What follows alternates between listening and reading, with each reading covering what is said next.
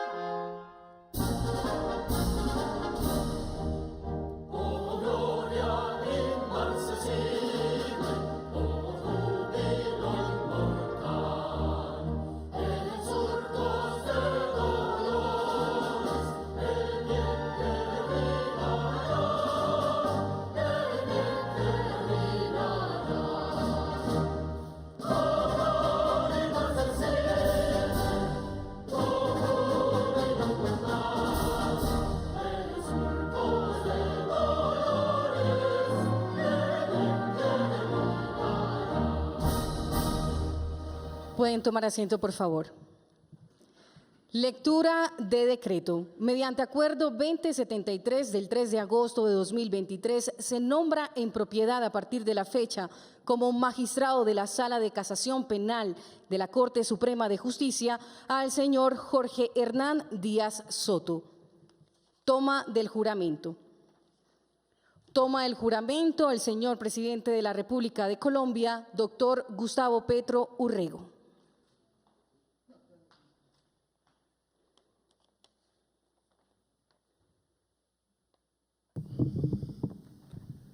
Doctor Jorge Hernán Díaz Soto, ¿jura usted ante la patria y el pueblo de Colombia cumplir bien y lealmente las obligaciones que la Constitución y la ley confieren al empleo para el cual ha sido designado? Sí, juro. Si así lo hiciere, la patria y el pueblo de Colombia se lo premien, y si no, ella y él se lo demanden. Gracias. Un fuerte aplauso, por favor. Firma del acta de posesión. Firma del acta de posesión en su orden, firma el señor Jorge Hernán Díaz Soto como magistrado de la Sala de Casación Penal de la Corte Suprema de Justicia, posesionado.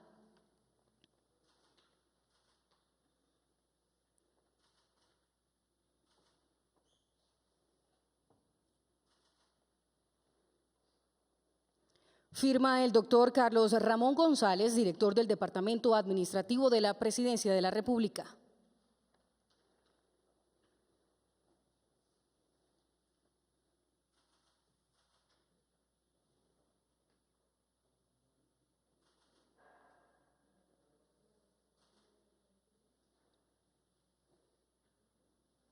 Y firma el señor presidente de la República, doctor Gustavo Petro Urrego.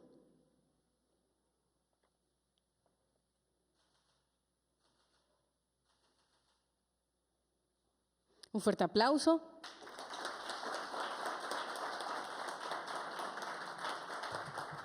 Señoras y señores, a continuación se dirige a ustedes el señor presidente de la República de Colombia, doctor Gustavo Petro Urrego.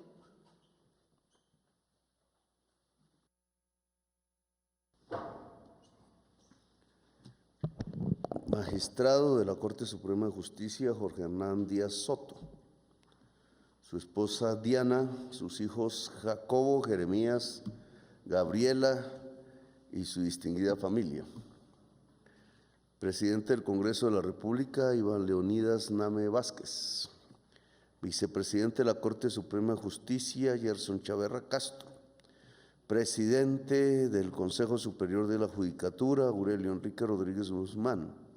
Ministros y funcionarios del Gobierno Nacional, magistrados de la Corte Suprema, de las diferentes salas de casación que nos acompañan el día de hoy, medios de comunicación en general, a todos los asistentes.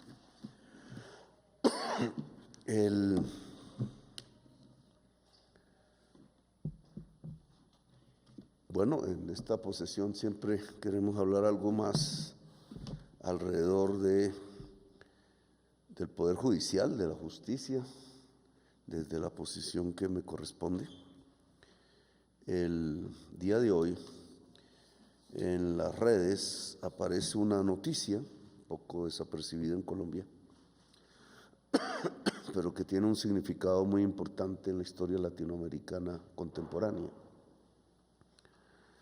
Hoy o ayer, jueces de la República de Chile decidieron condenar a los militares que asesinaron al cantor Víctor Jara en los días del golpe de Estado contra el presidente Salvador Allende, que conmemora exactamente 50 años, el 11 de septiembre, este mes, casi dentro de unos días. Iré a Santiago, allá al Palacio de la Moneda, a conmemorar con muchos presidentes y dirigentes democráticos del mundo, conmemorar no, sino lamentar lo que nunca debió haber sucedido. A partir de ese golpe, prácticamente toda América Latina se bañó de sangre. No solo Chile, donde miles de personas fueron desaparecidas, torturadas y asesinadas. Se extendió por Argentina, se extendió por el Uruguay, se extendió por el Paraguay, se extendió por Brasil antes, se extendió por Centroamérica. Repetimos una historia dantesca que ya había ocurrido en Europa, España, Portugal, Grecia, y que arranca sus raíces realmente en otra época que no debió haber sucedido nunca. Mussolini, Hitler, Franco, el fascismo. Se ha dado por llamar el fascismo o el nazismo en sus diferentes expresiones una forma de pensamiento. Nunca fue una forma de pensamiento. Decir que un cuerpo étnico de la humanidad es inferior a otro no tiene nada de pensamiento, es una brutalidad. A partir de allí, pensar que los seres humanos, por su manera de pensar, de ser, de sentir, o por su color de piel, o por su origen étnico, deben morir en masa, por millones, no tiene base ni ideológica, ni se puede considerar un sistema de ideas. Son criminales quienes piensan así, simplemente. Ese crimen desde el poder político que termina ocasionando el genocidio tiene raíces históricas indudablemente en los autoritarismos, en el poder mismo, pero en nuestra historia contemporánea nace en esas épocas aciagas allá en Europa y se extiende en América Latina. Y hoy, en cierta forma, conmemoramos el que esté llegando a su final, ojalá. El que no se pueda expandir, ojalá, como una nueva forma de gobernar en un mundo que está en crisis económica profunda, en crisis del hambre, en crisis climática, en crisis de la pobreza. Contrario a lo que cierto sueño hace unas décadas pregonaba como un mundo de prosperidad y de paz armónico, como si ya hubiera pasado la historia, como si hubiéramos entrado en una fase definitiva, décadas después nos encontramos con que nos hemos sumido en una crisis civilizatoria, como dice el Papa. Una crisis integral que pone en cuestionamiento la existencia misma del ser humano en el planeta. Eso hace que las posibilidades de que vuelva a ascender el crimen al poder sean cercanas o sean contingentes, sean inmanentes hoy. La toma del Capitolio en Brasilia y la toma del Capitolio en Washington son dos hechos que no pueden ser considerados como anecdóticos, como pasajeros. Son el síntoma de los nuevos tiempos. Y por eso este hecho alrededor de Víctor Jara y de lo que eso significa, pues me lleva a reflexionar, a pensar. Claro que la humanidad hoy tiene dos caminos: o el regreso del crimen al poder, o la posibilidad de profundizar la democracia, una democracia en movimiento. Otra vez estamos en la encrucijada de antaño. En Colombia hemos visto cómo se acerca el crimen al poder. Hemos visto episodios de nuestra historia contemporánea que así lo demuestran. No somos ajenos a esa historia que contamos desde los libros o desde los relatos. Indudablemente el genocidio de mediados del siglo XX es similar al genocidio que ocurrió en Europa y tiene raíces allí. Pensamiento usando tesis conservadoras terminó siendo la corriente fascista que desencadenó un crimen contra colombianos simplemente por ser liberales, por ejemplo. Poco tenía que pensar alguien que un liberal tendría que ser objeto de la pena de muerte por ser liberal, pero así fue en Colombia. Comenzó quizás con Jorge Eliezer Gaitán, pero venía de antes. Y terminamos en un genocidio muy parecido al que se desarrollaba en tierras europeas. Y posteriormente tuvimos ante nosotros la extinción de todo un partido político solo por ser socialista, la Unión Patriótica, miles y miles de muertos, asesinados, según las investigaciones judiciales, nacionales e internacionales, por una articulación entre Estado o sectores del Estado y narcotraficantes. Es decir, el acercamiento del crimen al poder político. Y posteriormente, incluso ya por investigaciones incluso mías, siendo parlamentario, senador, observamos, denunciamos cómo ese narcotráfico se estaba tomando sectores enteros del Estado colombiano y cómo, repitiendo una tesis que se encuentra analizada en la experiencia del genocidio europeo, el crimen, cuando se toma el poder político, potencia el crimen y el homicidio pasa al genocidio. Por eso tuvimos 200,000 campesinos muertos en la década de los 90. Por eso buena parte de la clase política, y gracias a la Corte Suprema de Justicia del entonces, pasó a la cárcel porque estaban las nóminas o eran los dirigentes del paramilitarismo. A mí me tocó ver cómo el 35% del Senado de la República, mis colegas, iban a la cárcel por haber consentido, auspiciado, organizado el paramilitarismo. Muchas veces como senadores de la República por la mañana hacían leyes y por la noche hacían la lista de los asesinados. Era el crimen en el poder. Y ahora estamos quizás en un momento de transición. Quizás esa misma coyuntura que bifurca los dos caminos, el de aceptar el crimen en el poder, solo hay que no hacer justicia, o el de profundizar la democracia, pues es lo que se nos coloca al frente. Esas son las decisiones que quizás históricamente se están tomando en este momento.